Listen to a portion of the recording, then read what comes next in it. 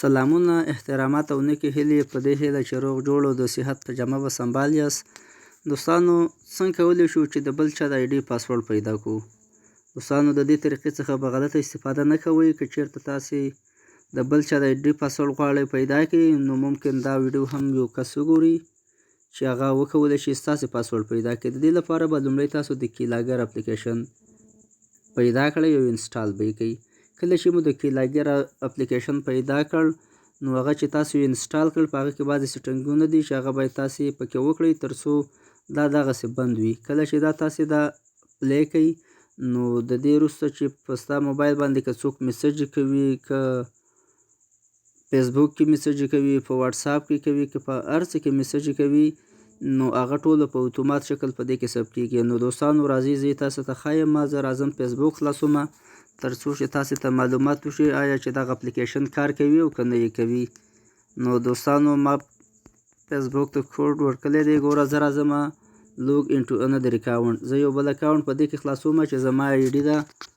تاسې ګورئ، زه یې درته نمبر لیکم. له هغه څخه وروسته زه غواړم پاسورډ یې ولیکم. خان صافی زما د آی ډي پاسورډ دی، خان صافی. زه غواړم دغه آی ډي خلاصه کړم. اوس راځو کیلاګر ته ګورو چې دغې له موږ سره ثبت کړي دي او که نه یې دي ثبت کړي. زما د آی ډي نمبر 0 او پاسورډ مې ورکړی خان صافی. دغه دی په اتومات شکل یې له موږ سره ثبت کړ. دوستانو، موږ که یو کس دغه اپلیکیشن وپېژني، نو څنګه کولی شو چې د هغه څخه هم موږ دغه اپلیکیشن پټ کړو تر څو هغه په موږ باندې پوهه نه شي او موږ د هغه پاسورډ له ځان سره ثبت کړو. نو دغه 3 ټکو ته به راشئ، په دې باندې به کلیک وکړئ. کله چې مو په دې باندې کلیک وکړو، نو بیا به سیټینګ ته راشئ. وبخښئ دوستانو، دغه 3 ټکو باندې چې کله تاسو کلیک وکړه، نو سیټینګ ته به راشئ. په سیټینګ کې به اخر ته راښکته شئ. دلته لیکل شوي دي هاید ایپس. موږ غواړو چې یو ایپس پټ کړو، یعنې هېڅوک یې له موږ سره ونه ګوري. تاسې ته ما مخکې کیلاګر اپلیکیشن وښودو. زه غواړم چې دا د ځان سره پټ کړم تر څو دغه اپلیکیشن زما په موبایل کې څوک پیدا نه کړي. دغه دی. اوس به په ډن باندې کلیک وکړئ. دغه دی اتومات موږ سره ډن دلته شته. په ډن باندې چې مو کلیک وکړو، دغه اپلیکیشن به له موږ سره پټ شي. دوستانو وګورئ، اپلیکیشن موږ سره نشته دی. دوستانو، موږ غواړو چې دغه اپلیکیشن بیرته ښکاره کړو، نو دوباره به راشو. دغه 3 ټکو باندې به کلیک وکړئ.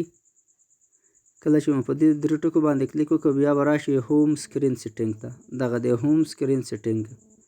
په هوم سکرین سیټینګ باندې چې مو کله کلیک وکړو، نو آخر سر ته به راښکته شئ. دلته لیکل شوی دی هاید ایپس.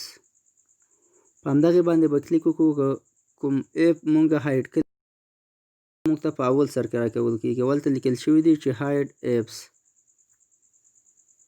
دغې باندې به بېرته کلیک وکړئ.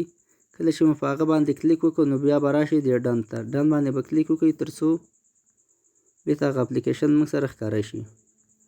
اوس راځو دوستانو ګورو چې آیا هغه اپلیکیشن له موږ سره رښتیا راغلی او که نه. دوستانو، دغه دی بېرته اپلیکیشن موږ سکرین ته راوړو. دا وه د نن ورځې ویډیو. که ویډیو مې خوښه شوې وي، زموږ چینل ټیکنیکل عبدالاحد سبسکرایب کړئ او د بیل په تڼۍ کلیک وکړئ او آل ووایئ تر څو زموږ نورې ویډیوګانې تاسو ته تر ټولو نه مخکې در ورسیږي.